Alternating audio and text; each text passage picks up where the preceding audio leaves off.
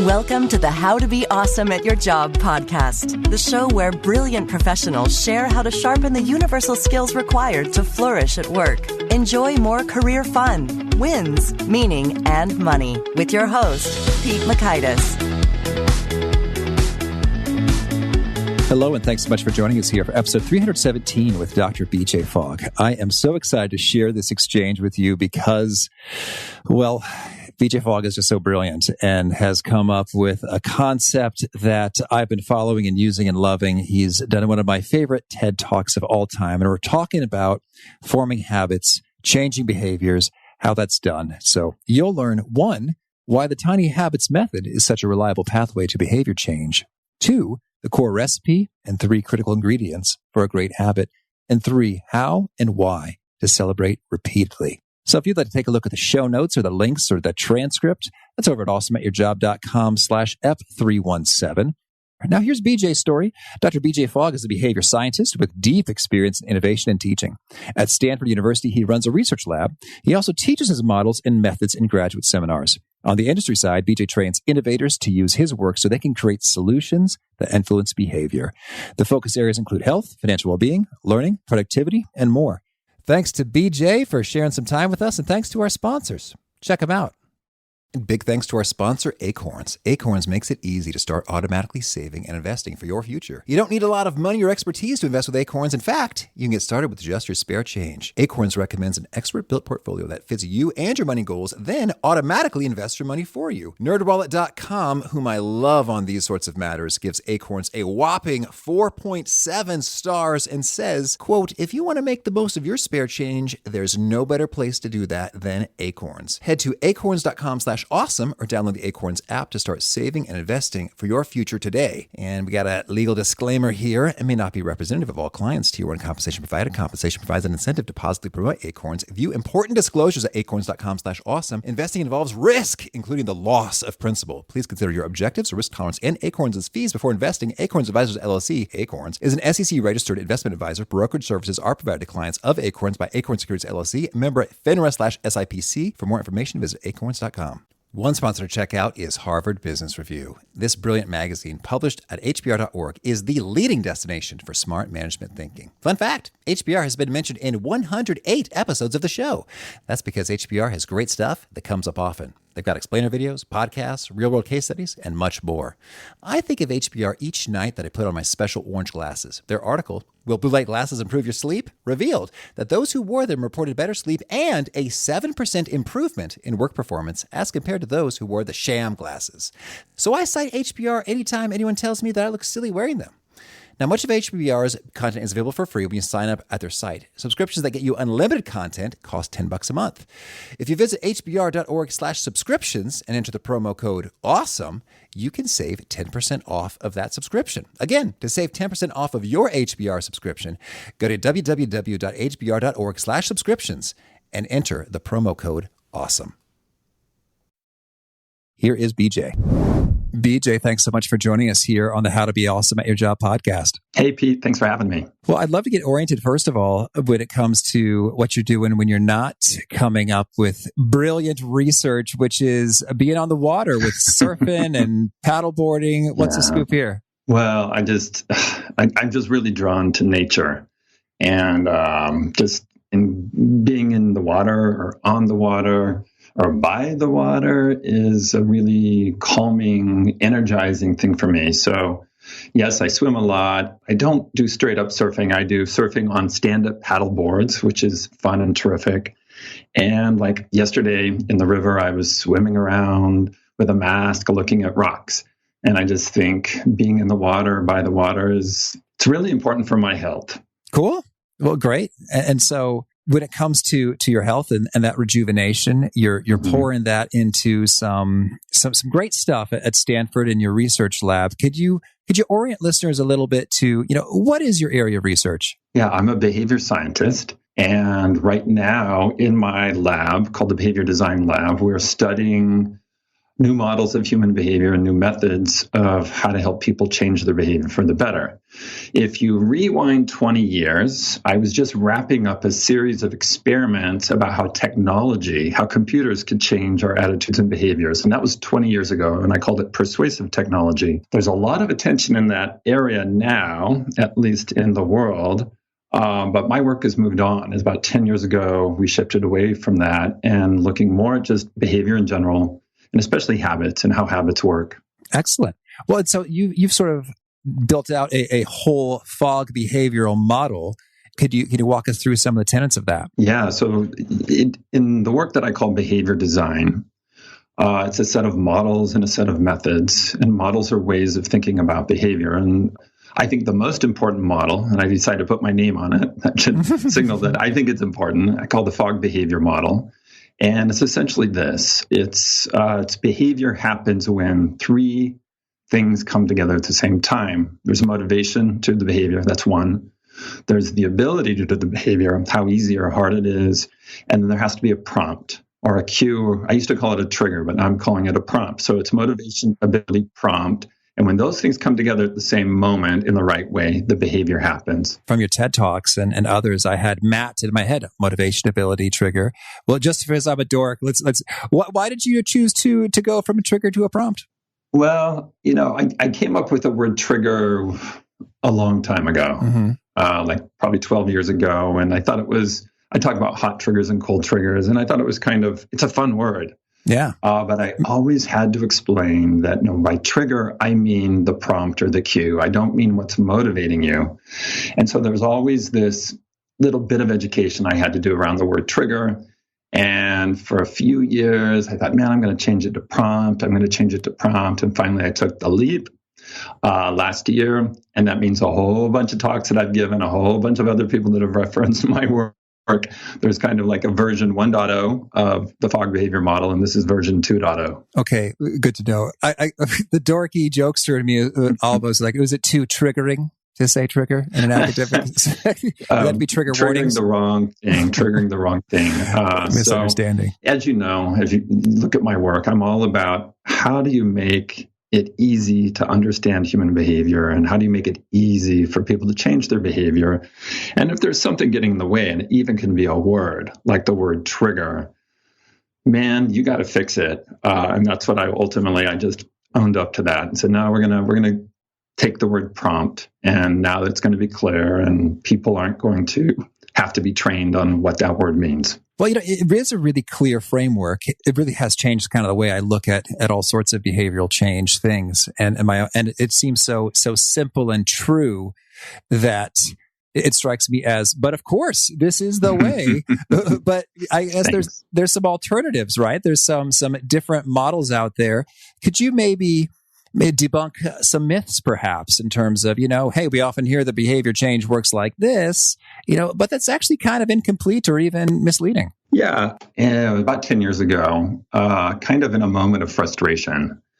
The frustration was we were publishing these papers from my lab, and people were emailing me and said, just give me a checklist. And I was like, no, our papers are 8 pages. They're short. But after I got enough of those, I sat down and said, okay, I'm going to make a top 10 list, the top 10 mistakes in behavior change. So I cranked it out. I ran it by my lab members. We made some revisions. We shipped it. We shipped it on, I think, SlideShare. It's a set of slides.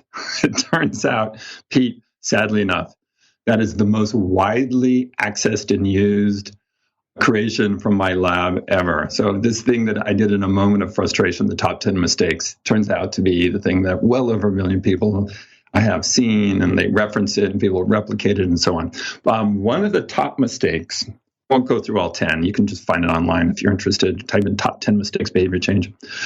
One of the top mistakes is to just think of the aspiration like, oh, I want to lose weight, or I want to have more energy, I want to sleep better, and then make yourself feel guilty about not reaching the aspiration. So there's 2 mistakes bundled. I mean, that's a fairly common thing where people just have this vague thing in their mind they want to achieve, and they think they can get there somehow magically or just by making themselves feel bad. And that's wrong, or that's not optimal anyway, in at least 2 ways. Number one, you can't design directly for an aspiration like have more energy or get more sleep. You've got to break that down into specific behaviors. So you need to focus on behaviors that will take you to the aspiration. And then the other thing is usually the most reliable way to get a behavior to happen isn't about trying to motivate yourself, and certainly not through guilt, but it's by making the behavior easier to do. So really what you want to do is figure out what behavior is going to take you to that aspiration. And then how do you make it easy to do so you don't have to rely on motivation very much? And you mentioned that motivation is kind of pretty inconsistent or fickle, day to day.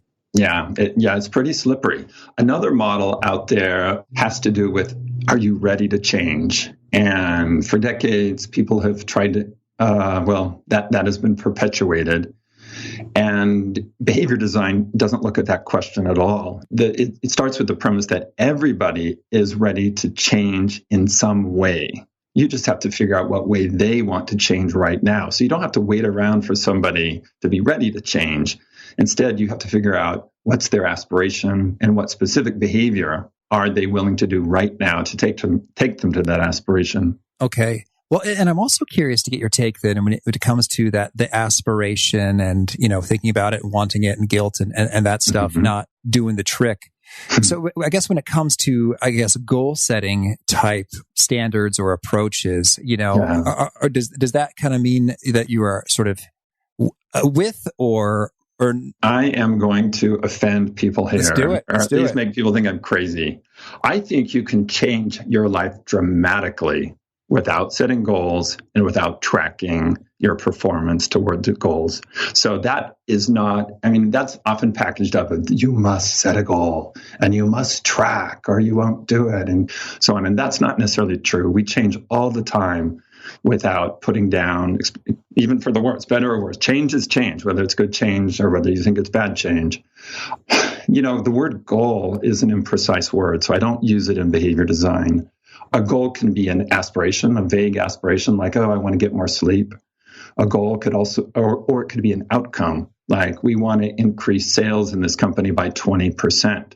Goal can mean either thing, and an aspiration and an outcome are very different. And so if you say the word goal, or if somebody says the word goal, listen or ask questions to verify, are you talking about an aspiration or an outcome? What I've found is sometimes when you ask people to set goals, it actually discourages them or it scares them because they've done it before. And they know if they say, okay, I'm going to lose 15 pounds in 1 month, they know they are setting themselves up to fail in a measurable way. So if I were coaching, and I don't coach people in weight loss, but if I were coaching people in weight loss, I would say, no, why don't you just figure out what behavior are you going to do every day involving nutrition and just do it every day and stay tuned and watch how you progress. So you don't have to have an outcome goal. Instead, you're focusing on what you do every day. And if you miss one day, so what? Just do it the next day. Okay. Excellent. Well, and so then what of your favorite tools in getting those behaviors to occur with that sort of daily or regular frequency is the tiny habits, which I just love. So can you unpack, what are tiny habits and how do they work? Wow. I created this method called the tiny habits method, and it was a bit of an accident where I was just goofing around with my own behavior. And it started with me looking at the graphical version of my behavior model. It has 2 coordinates and it's, 2-dimensional figure that you can find online if you look at behavior model. And what that shows is if a behavior is easy, really, really easy, you don't need a lot of motivation to do it. Your motivation can be high or middle or low. And when I saw that on my own model, I was like, that's really interesting. So if I, instead of trying to floss all my teeth, what if I just floss one? And if I, instead of putting on all my sunscreen, just put on 1 drop, will I be able to consistently perform that very simple behavior? Floss 1 tooth, put on 1 drop of sunscreen. And it turned out the answer was yes. You can be very consistent. And then I started, there were 10 people I recruited, and I called them Team Yoda, and I coached them in the method, and it went really well. And then At one point, I sat down and wrote up a 5-day program that I thought I would share with a handful of friends. Well, fast forward today, Tiny Habits method, which really emphasizes make it really, really simple and find where it fits naturally in your life and revise if it doesn't work. So that I've coached over 40,000 people now in that method, coached them personally through email. And it's grown in ways I wouldn't have imagined. And in fact, my forthcoming book is going to be called Tiny Habits. The broader scope is behavior design, but within behavior design, a special focus on the Tiny Habits method. Well, so could you give us a few examples of tiny habits and sort of the three components that kind of make them come together? Yeah, so what you do first and foremost, you take whatever behavior, let's stick with flossing, and you make it really, really small. Because the fact is, flossing all your teeth does take some effort. And if you're not very practiced, it might be painful and you might see some bleeding, and all those things are going to demotivate you in the future. So you just scale it back, floss one tooth. And then you find, where does that tiny behavior fit naturally in my day? Specifically, what does it come after? And flossing's an easy one. It comes naturally after you brush. So then we call this a recipe in Tiny Habits. You create this phrase, after I brush, I will floss one tooth. So you're specifying when you're going to do it, after what existing routine, and then what are you going to do? You're going to floss one tooth. And that's all you have to do. Now, of course, you can floss more. You can floss all your teeth, but the requirement is just one tooth. So if you do one tooth and stop, you have succeeded. You tell yourself, I did a good job, good for me, and you move on. So the two pieces there are make it tiny, find where it fits in your natural routine. And the third piece, and this is going to sound crazy to people, but this is really important, is what we call celebration.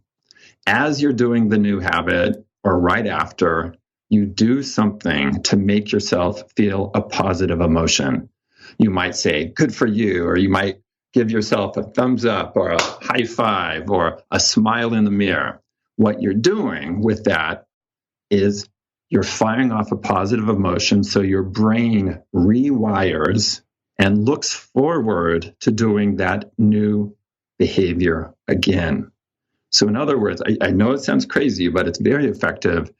If you can fire off a positive emotion while you're doing the new habit or immediately after, then you are cementing, you're rooting the habit into your life. And that's what causes the habit to form. It's not number of repetitions. It's not utility. It's not other things that people have talked about for years.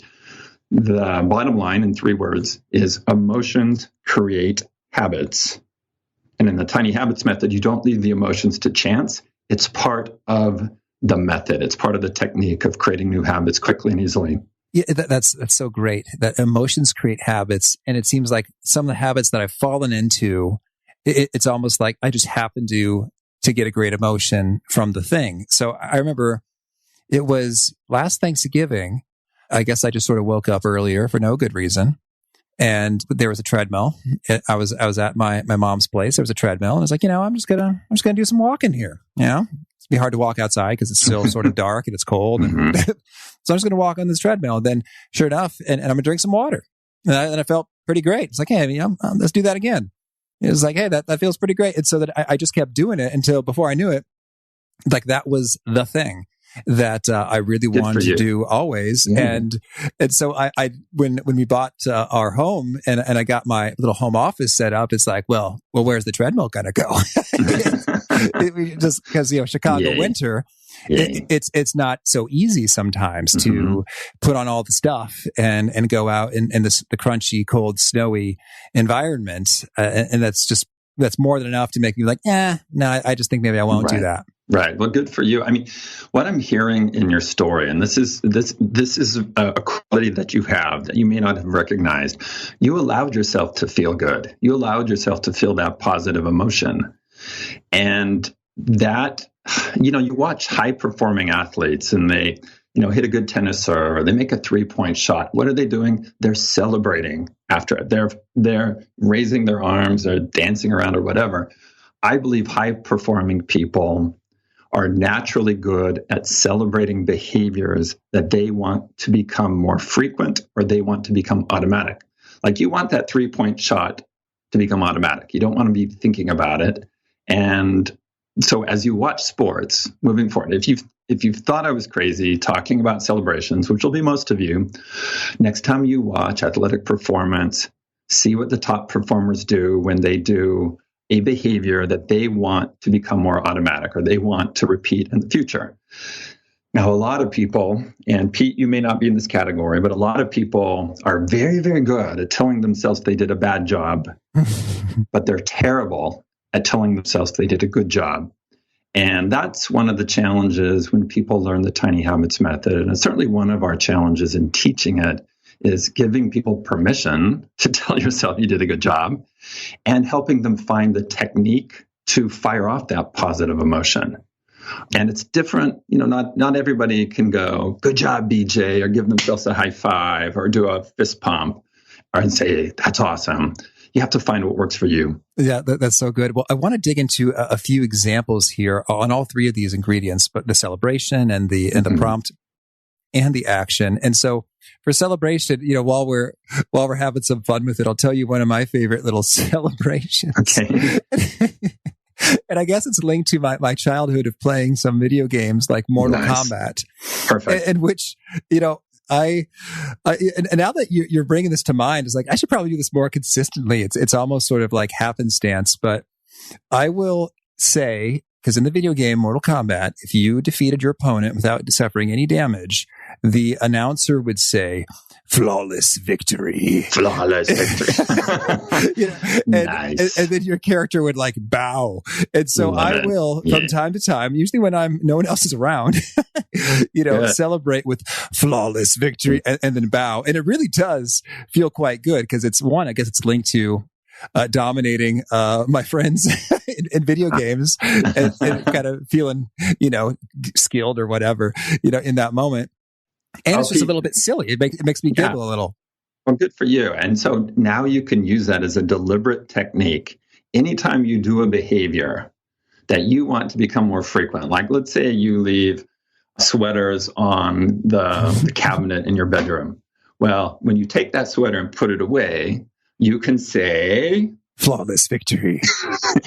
And kind of chuckle and feel good. And notice the next time you go to put it on the counter, your brain will go, wait a minute, let's put this away. And then I can hear flawless victory. Now, when I was, surfing, learning to surf. I had some challenges learning to surf, broke some ribs, separated, oh, wow. Every year something would happen. So finally I said, no more late on surfing. I'm doing stand-up surfing, stand-up paddleboard surfing.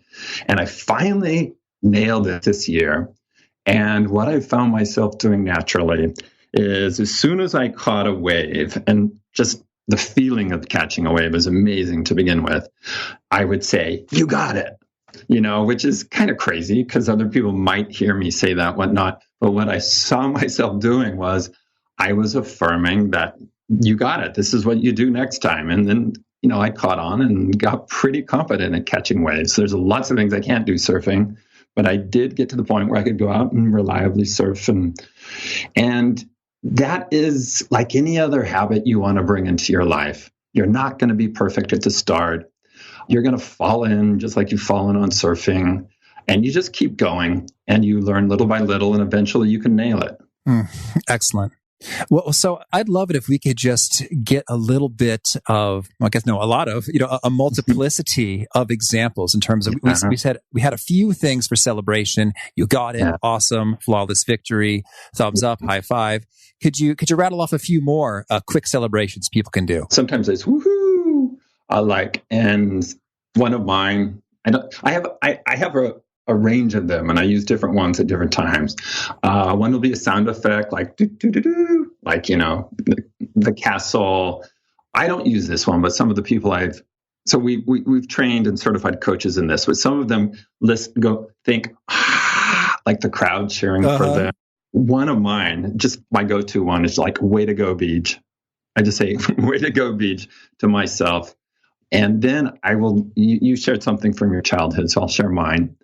If I really need a powerful celebration, so let's say it's not quite a tiny habit, or let's say that I need to form the habit really fast.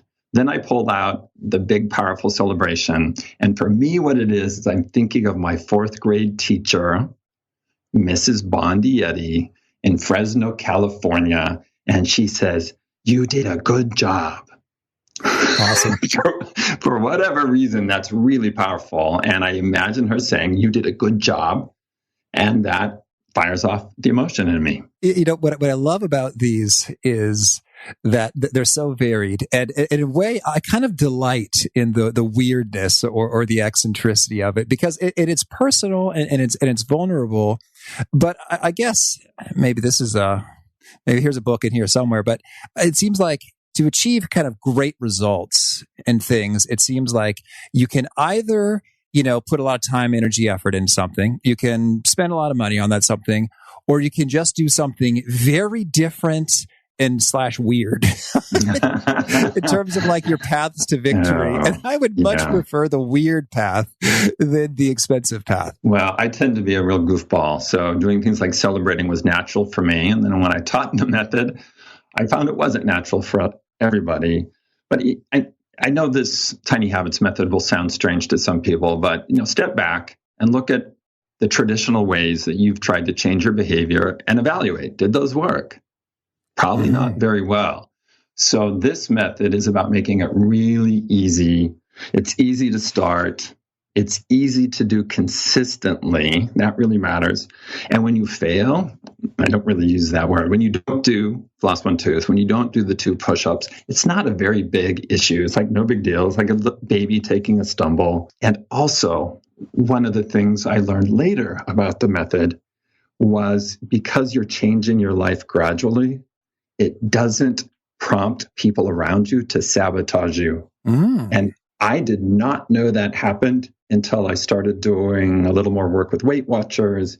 And the reality there, unfortunately, and it happens more broadly than that, is sometimes when somebody tries to change in a big dramatic way and they announce it, people, and I don't know if it's malicious or well-intended, they'll say, "Well, you're going through a phase," or "Here's the last time you tried this," and so on. And sometimes the sabotage is active, which is really unfortunate. But, if you are just doing 2 push-ups every time after you pee, or if you're just flossing 1 tooth and eventually flossing all your teeth, and if you're taking care of your skin, and you just kind of ninja redesign your life in ways that eventually people will notice, but nobody will step in right away and sabotage you. Like, I hope it hasn't happened to many people listening to this, but it is a reality. There is a social factor of non-support that can happen when you try to transform your life. Yeah, that's true, and it's unfortunate. But picking up on the strange element for a second, though, when you said the crowd goes wild, raw, in a way, that seems so natural, because I think as a child, this is just something I did all the time with regard to, I didn't play a lot of sports as a kid, but it's sort of natural to sort of imagine that scenario in the crowd going wild. And I think that if you rewind and reflect upon childhood, these sorts of celebrations were just normal, par for the course. I think you're exactly right. You're exactly right. And I haven't studied it scientifically, but it does seem that as kids, we were natural celebrators. And at some point, it got pushed out of us. And in some countries, when I share this, they think I'm insane. It's like, oh, that's a crazy California woo-woo thing. But if you look at babies, and I've gone online to watch babies start learning to walk. As they do something like walk further, sometimes they will clap their hands or they'll shake their arms like, look what I do. I think they are reinforcing the walking behavior, and I think it's hardwired into them. And if the mom or dad is there also cheering them on, they're accelerating, creating the habit of walking, doing the movements that lead to successful walking. So if you look at what athletes do, you look at how babies learn to walk, just go to YouTube and type in baby learning to walk.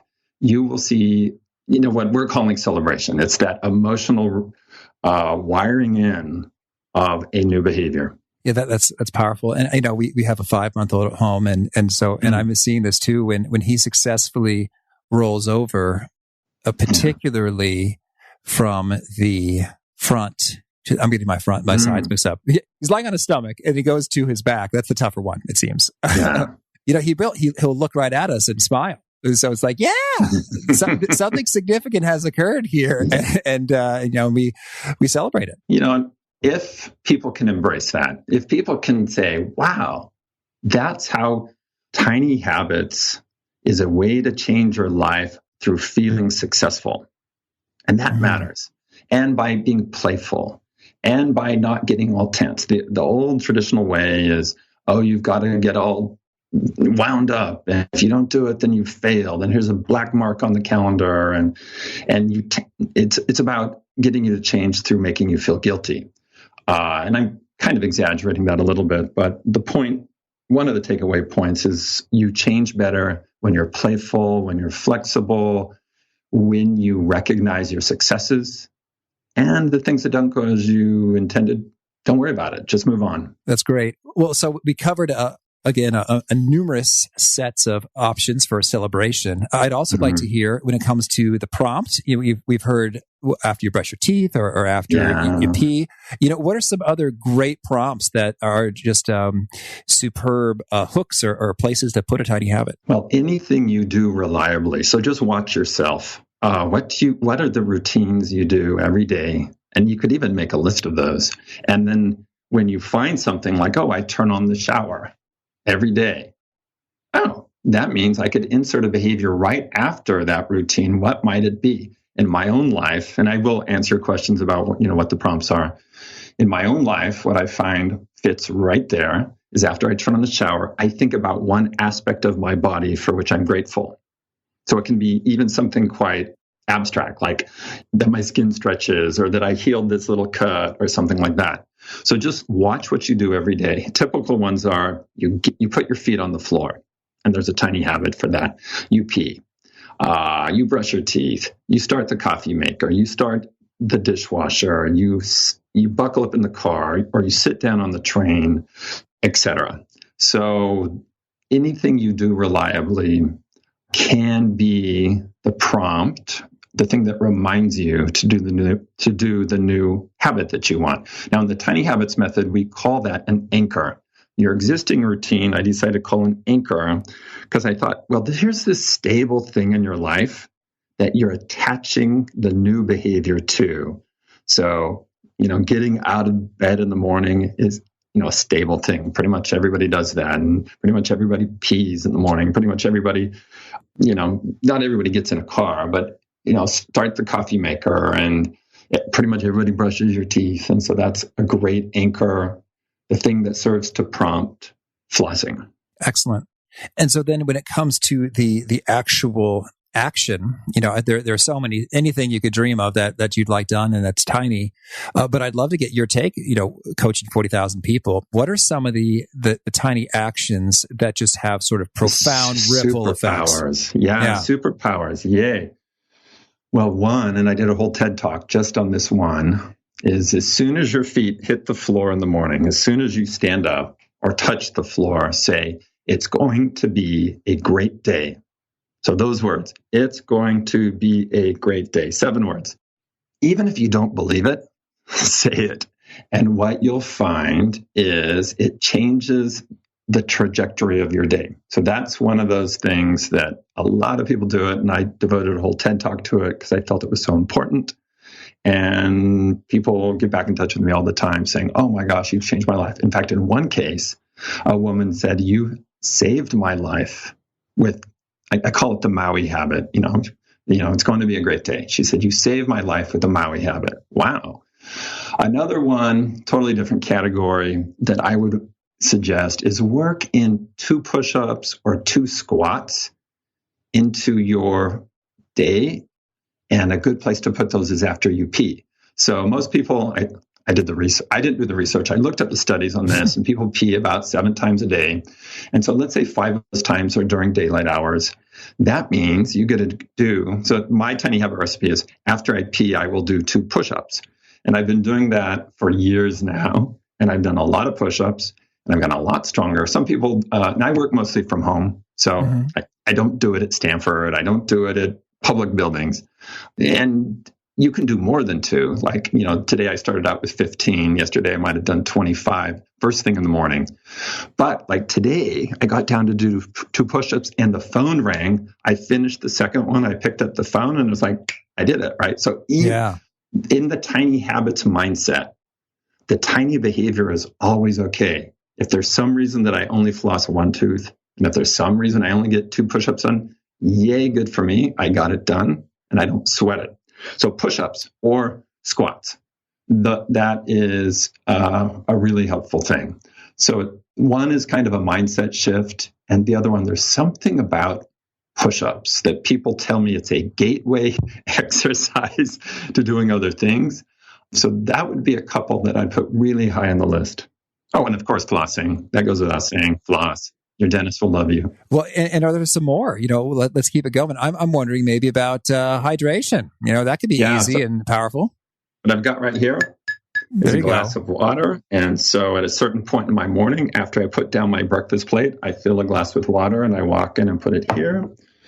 I don't have my little bowl of vitamins here because I've already taken them, so I've returned it. So there's a time when it's not take the vitamins, it's put the vitamins in a little dish. Because I find that actually taking the vitamins is too hard.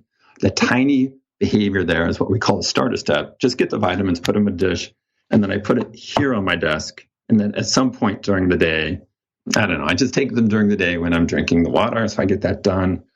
Certainly this isn't quite a tiny behavior, but I created a gym in my garage. So every morning I go out there and do a specific thing, depending on what I'm working. First thing in the morning, even though my real workout happens in the afternoon. Right now, I'm getting onto a vibration plate made by Bulletproof that vibrates at 30,000 seconds or 30. I don't know what it does. It just vibrates you like crazy. Huh. And I decided I wanted to do that for a period of time to see how it goes. So I just, in the morning, I go do that. And if I go for 5 seconds and I've had enough, I get off. But it never ends at 5 seconds, really, though I could and be okay with it. It usually expands and expands. And now I'm doing all sorts of things on the vibration plate, from push-ups to squats to, I was even doing yoga yesterday on it, like keeping one part of my body on the plate for any kind of yoga move. And that was interesting. So maybe that's not the best example, but maybe the takeaway there is play around with your behavior, be flexible, explore, have fun with it. You don't have to be perfect. And if someday you don't want that habit, like some days I don't want to do the vibration plate anymore, that's fine. Let it go and do something else with that. Basically, it's real estate. With that real estate in your day, you can do something else with it. I like the notion of real estate there because it kind of reminds me, if I'm sort of organizing or cleaning a space, there are times in which you find that something just fits perfectly. Like, these Tupperware storage containers are absolutely perfect when stacked and rotated in this way, put on that shelf. And so, that's where they fit. It's where they belong. And it just works forever. And it's kind of, for me, even though I'm not super tidy, it's kind of exhilarating when you say, that is where that fits perfectly and where it belongs. And so it shall be. And so to liken your own day and behavioral landscape similarly totally makes sense. Yeah. And that's right on. Let me go a little further with that. People often ask, how long does it take to create a habit? And I don't know why people ask that, because there's no simple answer. If you pick a tiny behavior you want, and if you find where it fits in your day naturally, that habit will just click. It will just come together and it will feel like magic. It's like, oh my gosh, I'm doing these push-ups just without thinking, or I'm tidying my desk, or I'm flossing, what have you. Now, if it doesn't, so if you create a recipe, if you think, I'm going to put push-ups after breakfast. After breakfast, I'll do push-ups. I can pretty much tell you that's not going to work well for a few reasons. But let's say you do that and it doesn't work. Revise. Don't get down on yourself. Don't feel guilty. Don't put a Post-it note up to remind you. Just go, I put it in the wrong spot of my day. Let me find another spot. Just like you would if you bought a new chair and you bring it into your living room and you put it somewhere and it's like, that didn't really work there. You move it somewhere else and you go on with life. You don't get down on yourself. You put the chair in the wrong spot. You you revise and you revise and you revise till you find the right spot. Perfect. Well, I want to get a quick tidbit from you, and this could probably be a whole nother interview, but when it comes to, we talked a lot about behavioral change internally, for yourself, one person. If you want to encourage behavioral change in others or in work and at teams, what are some of the best practices? Let me split this into two buckets. And one bucket we won't go to unless you tell me to. If you're trying to get people to change in ways they don't want to change, yeah, there's approaches to that, but let's not go there unless you really want me to. So let's take the other one where people are open to change or they want to change. What you need to do in that case is match them with a behavior or a new habit that will help them reach their aspiration. So let's say somebody comes to you and says, I just really want to be more productive. Okay, that's an aspiration. Well, you have the opportunity at that point to give them a very specific behavior that would help them be more productive. Now, there are dozens, if not hundreds, of options in the specific behavior. And that's where the art and the genius of behavior change comes in. And I call it behavior matching. You need to match that person with a behavior, number one, that will take them to their aspiration. So there's three characteristics. Number one, it needs to lead them toward their aspiration, say, of being more productive. Because if it doesn't have impact, then it's a bad match. Number two, it needs to be a behavior that they want to do, or at least part of them wants to do. Don't match them with something they don't want to do. And number three, it needs to be a behavior they can do.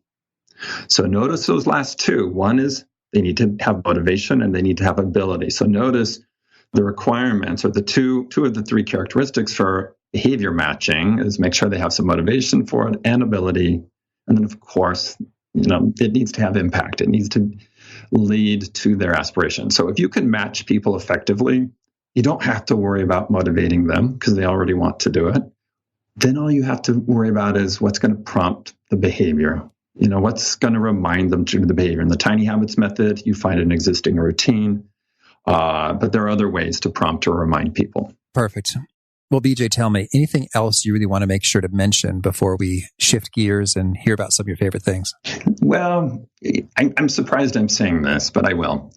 One, I looked at over some research that had about 3,000 entries of habits people wanted to stop. And it listed their habits and how they felt about it and so on. And I skimmed through it. And when I got to the end of that, I was like, oh my gosh, people are so hard on themselves. They're so worried about the smallest little habits that are like no big deal. So I guess, and this is becoming a bigger part of my work, which is, I guess, why I'm bringing it up now. People just need to have more compassion for themselves and more, just don't expect yourself to be perfect. And I'll expand it out a little bit more, especially in today's world, in today's climate of fighting and discord and harshness. There's got to be a group of us who are more compassionate and understanding and accepting of those around us. And we need to do that for ourselves as well. So just, I guess, in some ways, lighten up, in some ways, lower your standards, or be more patient with the process of change. Here's the metaphor I'm writing into my book. So I'll share this. So here's this little baby that's just learning to walk, and she's taking these small steps forward. And once in a while, she tumbles and she gets up. When the baby tumbles, you don't get mad at her, right? Right. She just gets back up and progresses. So view yourself as that little baby that's trying to do this hard thing, like eat differently or sleep better or exercise consistently. And you're just taking these little baby steps. You're learning how to make it work. You're going to have tumbles.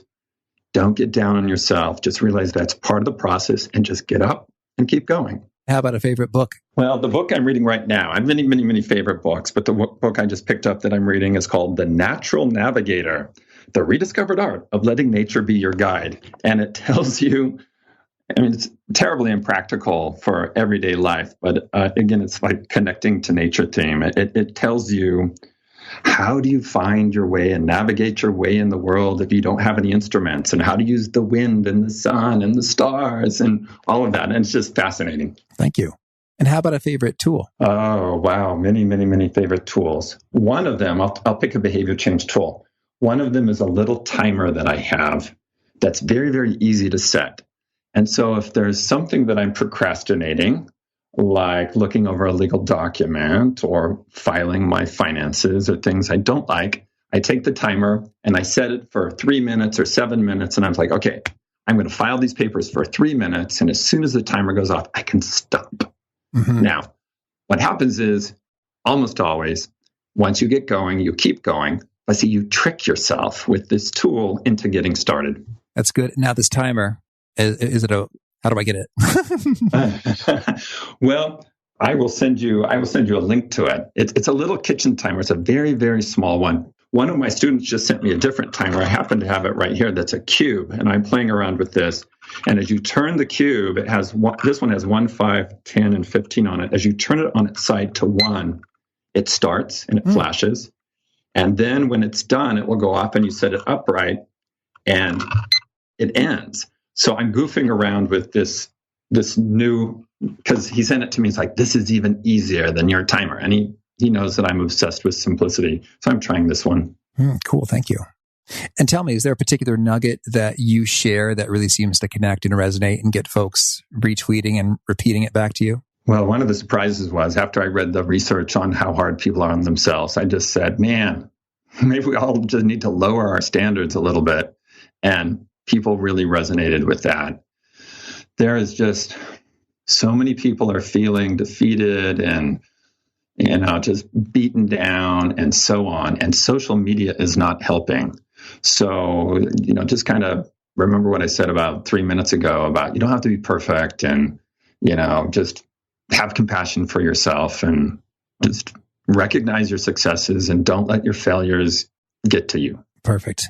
And if folks want to learn more or get in touch, where would you point them? bjfogg.com is the kind of the launch point. You can go to tinyhabits.com as well. But if you go to bjfogg.com, eventually it points you out to other places.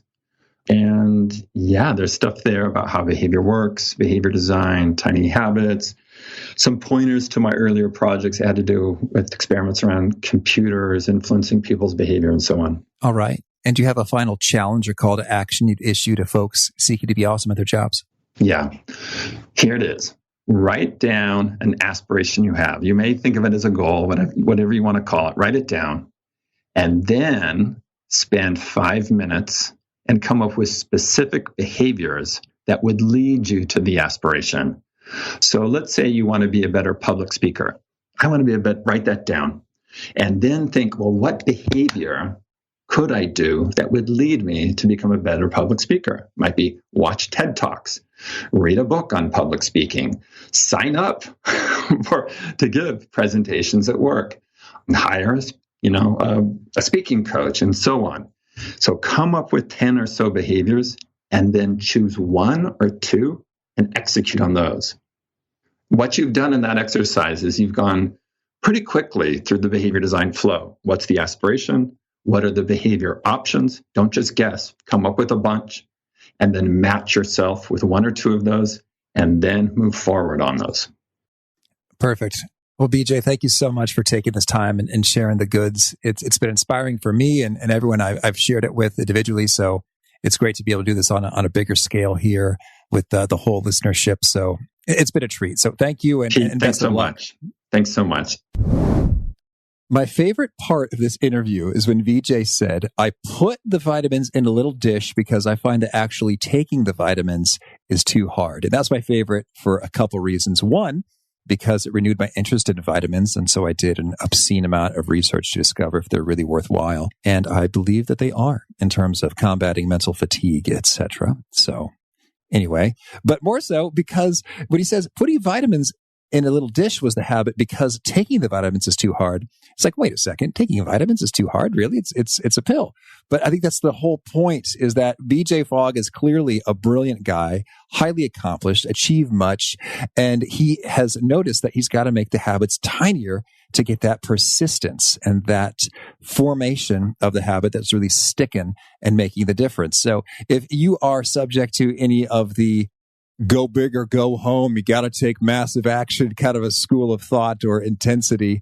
I think this is just a huge reminder in terms of bringing a little bit of humility into the process. Does great things in terms of forming a habit that actually sticks because it's not too big and it takes root and then it grows. You can just add tiny habit to get massive results over time. So such good stuff. Hope you loved it. And again, if you want to check out the show notes, the transcript, the links to items we've referenced, it's at awesomeatyourjob.com/ep317. And if you haven't already, I hope you push subscribe. You'll hear from our next guest. It is Megan Lyons. Speaking of vitamins and health stuff, Megan is a true expert when it comes to health and nutrition and coaching and behavior change and what it takes to really fuel your body and to just be all the more brilliant and alive and energetic when you're doing your work. And she comes at it from a real evidence-based perspective as opposed to a lot of platitudes or fads or shifting or always trying to sell you a supplement of some sort. So I think Megan is great for demystifying that world and giving you the practical wisdom to bring all the more energy to each of your work days. Hope to catch you there. Peace. Thanks for joining us for today's episode. To get the most out of this conversation, visit awesomeatyourjob.com to find today's show notes, transcript, and infographic summary cheat sheet. For more entertaining professional skill sharpening, be sure to subscribe to catch the next episode of How to Be Awesome at Your Job.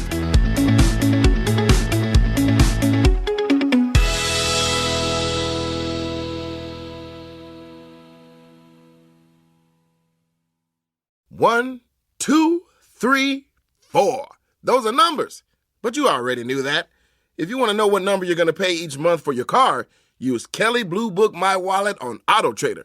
They're really good at numbers. AutoTrader.